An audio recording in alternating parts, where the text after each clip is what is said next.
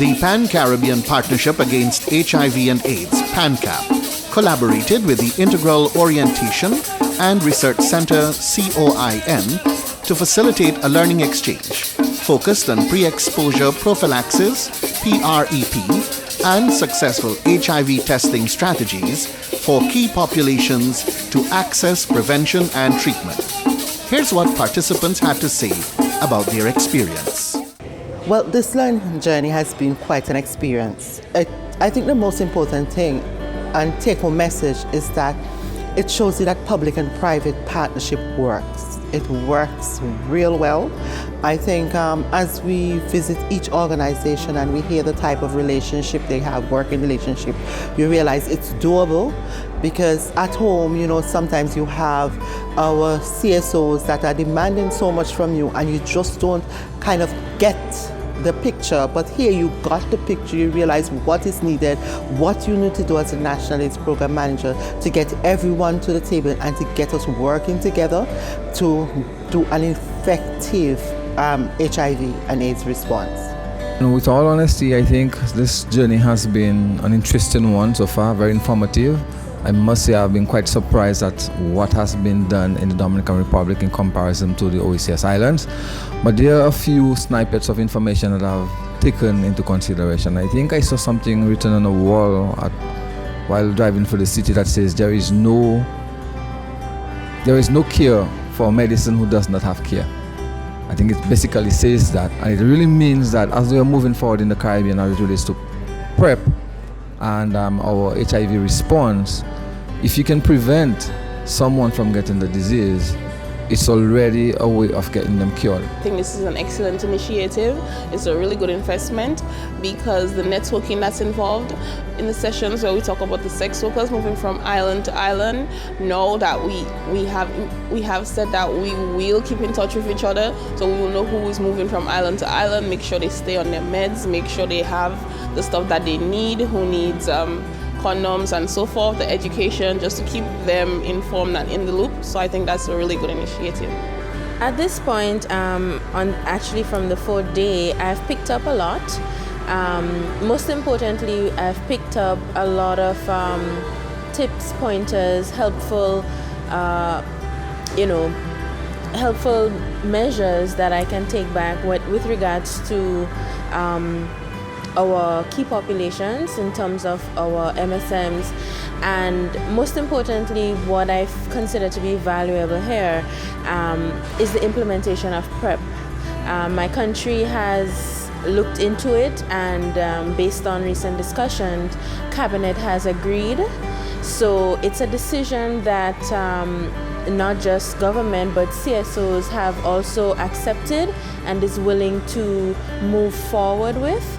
And at this point, any PrEP discussions that has been conducted thus far has been very important. One of the most important things that I believe that I've picked up is the way in which PrEP is rolled out using just a small cohort and focusing it on your key populations, your population most at risk, right? And for me, I think that is one of the most important aspects of this journey for me. And even though some of the measures taken in the DR is slightly different to that of in my country, it still plays an important role in helping me understand the importance of rolling out PrEP in a very meticulous and and vigilant manner, if that's the right word to use. And for me, I think that's one of the most important things for us, because it helps us focus on our key population. And as Dr. Paulino said yesterday, it doesn't just help us prevent the spread of HIV, but it gives us an opportunity to control our STIs. Have been seeing a high number of it. It also gives us an opportunity to vaccinate, right? And to me, those are two very important aspects of healthcare. I think one of the most interesting things I have experienced so far is our visit to Transa and seeing all the work that they do with trans women. Because GrandChap is a LGBT organization, we haven't really had too much work with trans women. So to see their programming and what they do to meet the needs of trans women was really, really interesting. Also in terms of their mental health program, so they talked about psychological services for trans women, and just psychological services in the DR in general has been really, really interesting because they have so much focus on it. And for us, there isn't much focus on mental health. So I think that's one of the things I'm going to take back to GrandChap and hopefully we can implement. Well, I find normally when persons in programs, myself especially, when I go to exchange programs such as these, it gives you a renewed energy. And I find that this experience have brought that more from the bottom up kind of approach and really honed in on it. And the value that provides is that we need the people. We need to, enhance our program so it brings that advocacy from the people from the bottom down up. We tend to have our programs based on the policy and advocacy and using political will, and that is great. We need that. But we need the political will to be pushed from the persons on the ground, the persons that need the services, the person that need the care and the support. And I think seeing this in the DR has brought an immense value in terms of highlighting it even more and strengthening it. And I think that's something that we will have to go back and push and get our civil society more mobilized, get them more robust, get them trained, build their inner strength so that they can push for what they want. And then we in the national program can provide that support that we've been doing for years. But I think we just need to refocus it more based on what we've learned here for this week that will be here. I can actually say that I have some ideas right now. One of the key things is that our sex worker population is hidden. So Millie and I from United and Strong have some ideas as to how we might approach that, because that's something that's better approached from a CSO level. So that's number one. Number two is I know that I actually have to sensitize persons about PrEP before we even make a decision about what we're going to do about PrEP. So that's second thing on my list. And then the other thing definitely is further education of our population of persons living with HIV who are on medication. Because I've come to realize that there's some misconception about being undetectable. And some persons seem to think that undetectable means that they're cured, and they tend to go off their medication. So for me, those are the three key takeaways from here. But I have learned so much. I mean, I understand how COIN functions. I understand what's going on in the Dominican Republic. And even though they have done a lot, I realize that they actually have a lot more work to do. Stigma and discrimination when it comes to their youth in detention centers and actually the adults in detention centers. So they have a lot of work to do and we have a lot of work to do, but I think this trip has definitely energized me. So I look forward to going back to the program and seeing how best I can contribute coming back from this. And I would like to say thank you to PANCAP and especially to COIN. I mean, COIN had us tramping in and out of their clinic for 5 days.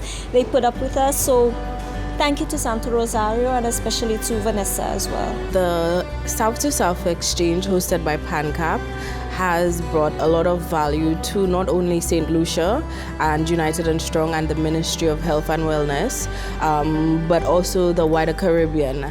I think with the partnership of the managers and also CSOs joining together during the learning process, it strengthens the program in general. And I think we're able to learn from each other. We're able to learn from the countries that we also visit and countries within the OECS. That way we can learn from their best practices, learn from their mistakes so that we don't replicate those mistakes in the future. I think if we are to reach our 90 mark, we have to collaborate. I think more organizations, more financial institutions need to join in on these types of experiences, because being in a setting where you're just sitting in a conference room doesn't really give you the exposure. It doesn't give you that first-hand experience as compared to the South to South training, where you actually go visit and you interact with the people who are actually part of the program.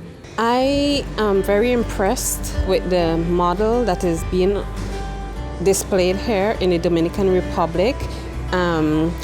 It's amazing the integration of the system.